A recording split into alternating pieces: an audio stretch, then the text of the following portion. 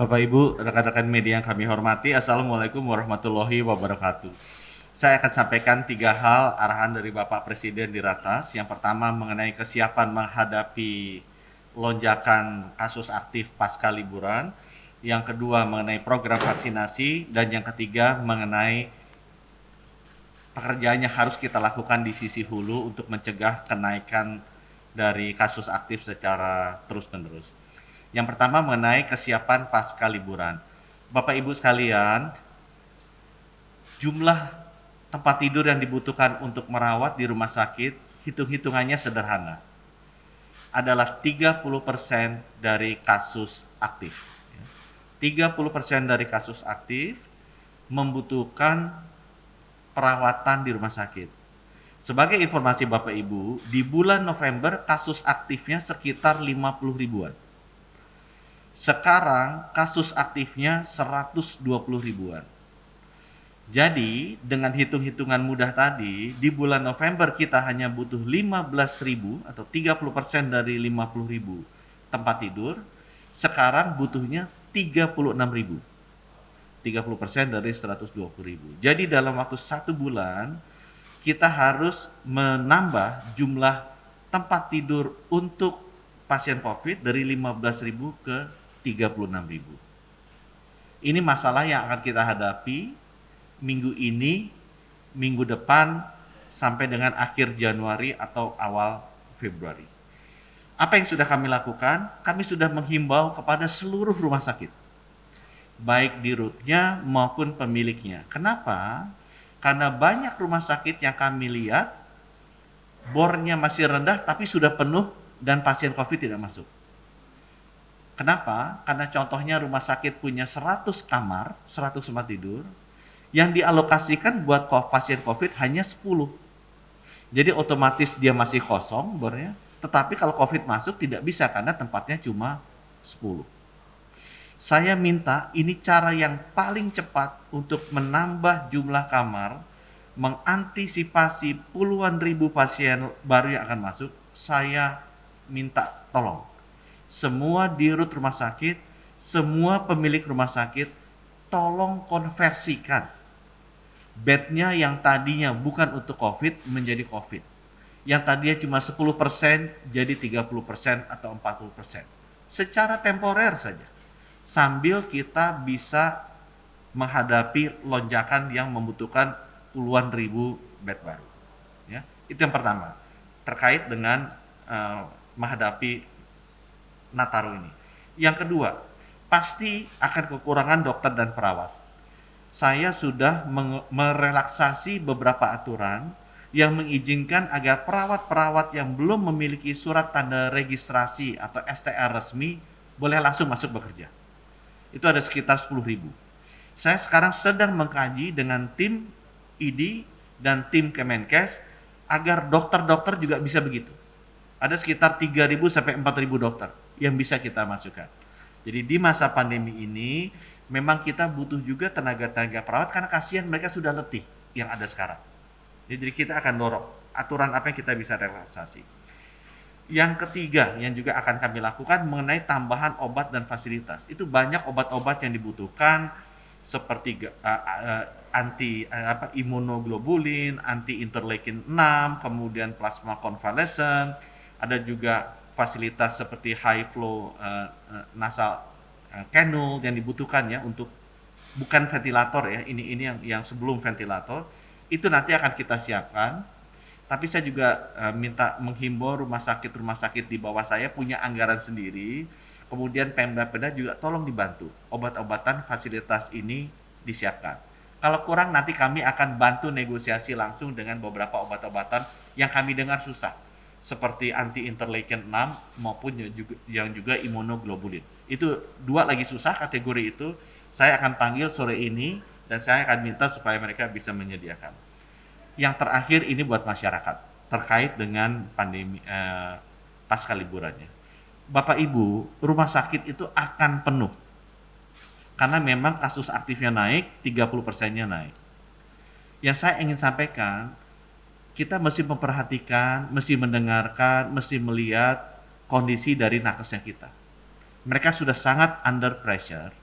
tolong Bapak Ibu, kalau misalnya Bapak Ibu tidak demam dan tidak sesak nafas, itu masih bisa dilakukan isolasi mandiri. Kalau Bapak Ibu punya rumah sendiri, punya kamar sendiri, lakukan di rumah dan di kamar. Kalau Bapak Ibu tidak punya atau terlalu sesak rumahnya, kami nanti akan menghimbau seluruh gubernur, kepala daerah agar membuat tempat-tempat isolasi seperti Wisma Atlet, Wisma Haji, asrama, dan lain sebagainya. Atau mungkin hotel-hotel juga baik. Mumpung sekalian bisa dipakai dan makanannya juga sudah ada fasilitasnya. Jadi tolong Bapak Ibu yang masih tidak demam, tidak sesak napas, tapi dites positif, Bapak Ibu tuh masih bisa melakukan isolasi mandiri. Nanti kami akan bikin mekanismenya di mana tetap dimonitor oleh dokter-dokter baik melalui telepon langsung maupun telemedicine. Tapi itu untuk mengurangi beban ke rumah sakit, biarkan teman-teman kita, saudara kita yang berat itu yang dihandle di sana. Itu yang di sana. Yang kedua mengenai vaksinasi.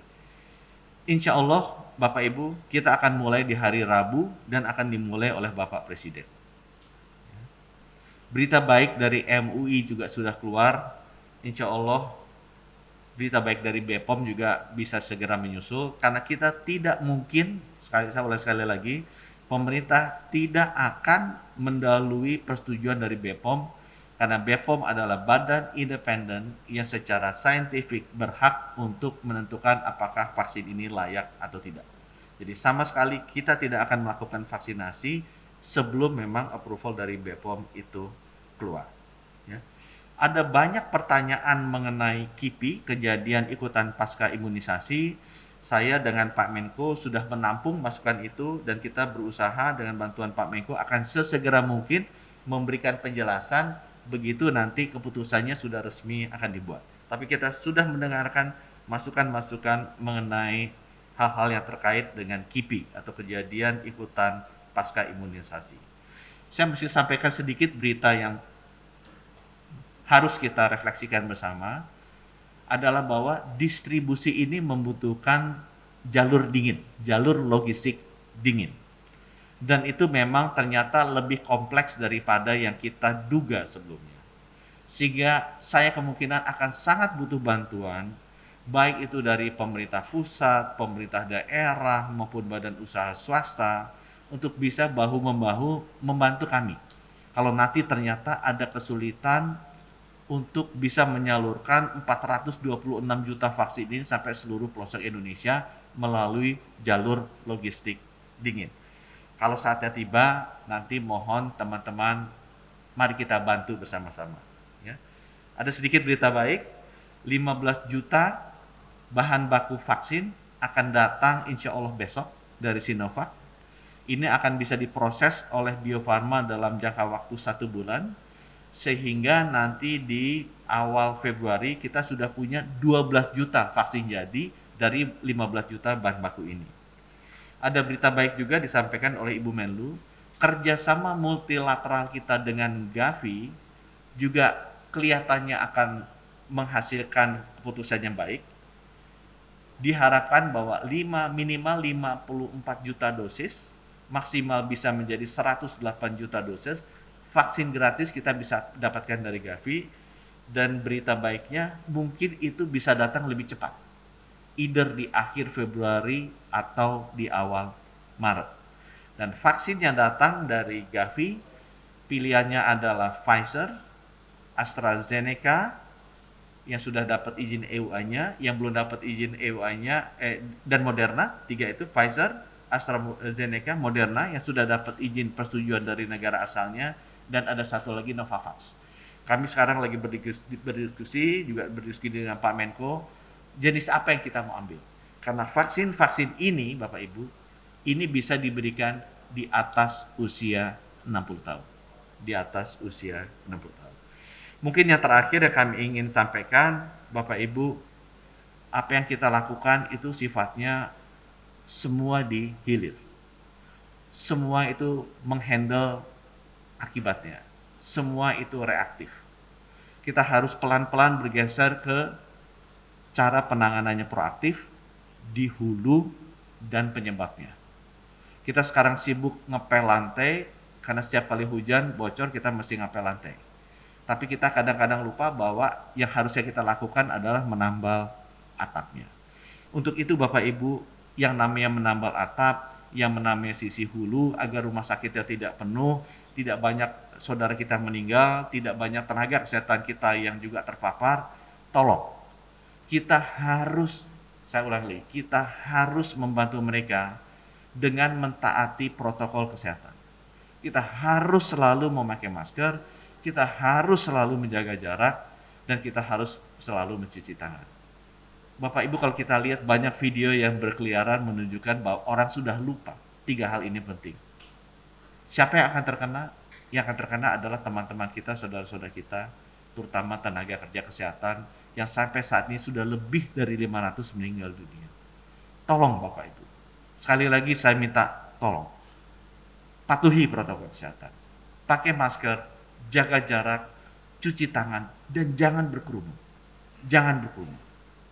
Mari kita hormati rekan-rekan tenaga kerja kesehatan yang sudah mendahului kita, agar pengorbanan mereka itu tidak sia-sia. Mereka memerangi pandemi ini dan semoga kita bersama bisa mengatasi pandemi ini. Terima kasih. Wabillahi taufiq wal hidayah. Wassalamualaikum warahmatullahi wabarakatuh.